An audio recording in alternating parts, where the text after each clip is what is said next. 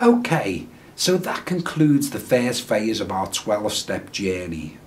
The first 3 steps are acceptance steps. There is no action to be taken, just a revision of your thought processes and belief system.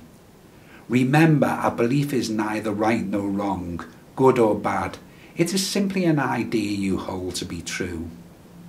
If a belief doesn't add to your life or benefit you, you're quite entitled to let it go and replace it with another that is life-enhancing. Alchemy is all about discarding the beliefs that no longer serve you, life-denying beliefs, and replacing them with life-enhancing ones. So let's see how our first phase of the journey has reprogrammed our minds and helped us along the road from enslavement to enlightenment. Firstly, we learn that although there are numerous theories proposed to identify why certain people develop problems with alcohol, all are inconclusive. There are no internal, external, social, cultural or genetic determinants of alcohol abuse. There is, however, one major theme that runs through every single case: escapism. To alleviate alcohol abuse, we have to remove the need to escape.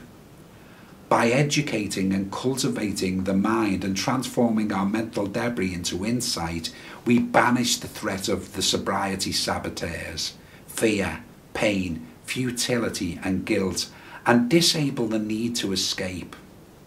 Once we grasp that life is a journey of infinite possibilities, an adventure playground filled with innumerable opportunities, the need to escape disappears. Secondly, inhibiting memory with alcohol and temporarily forgetting your problem doesn't solve anything.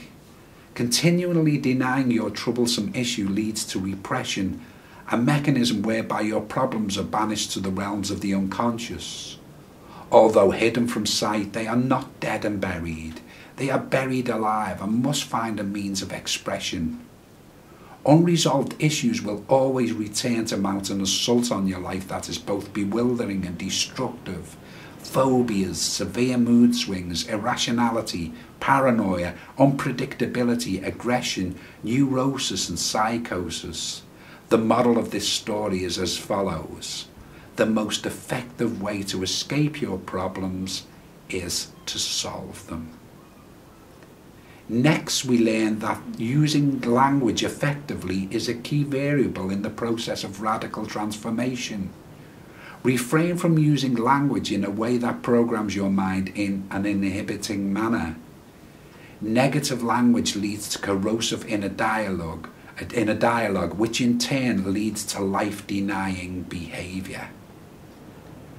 Nourish your mind with wisdom and inspiration, and your external world will transform to reflect this shift. We also learn that addiction is simply a habit.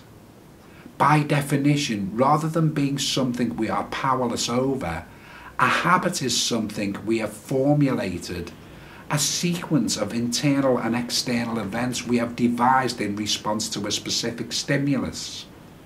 If we have devised it, we have the power to change it. Supplant your alcohol habits with a vow to immerse yourself in enlightening knowledge and radical transformation. Your life will transform beyond recognition. Habituate this practice and you will undoubtedly reach your true potential. Drink in life-affirming knowledge, not alcohol. When a piece of fruit decays and goes toxic, it never returns to its edible state. Likewise, once you have crossed the abreactive threshold, you will never return to normal drinking. All subsequent bouts will result in abreaction on a physical, emotional or mental level, or any combination of the three. Next, we found out that alcoholism is a habituated automatic response mechanism, harm, triggered by one of the 4 sobriety saboteurs. Refrain from harming yourself. Make your destructive cognitive patterns conscious and disperse them. The resulting psychic space can then be filled with inspiration, insight, creativity, joy, and wisdom. Then we were informed that willpower supported by toward and away from motivation will overcome won't power. Finally, we were advised not to fight alcoholism, but to understand our mind. Thank you, and that concludes phase 1 of this journey. Now we'll move on to phase 2.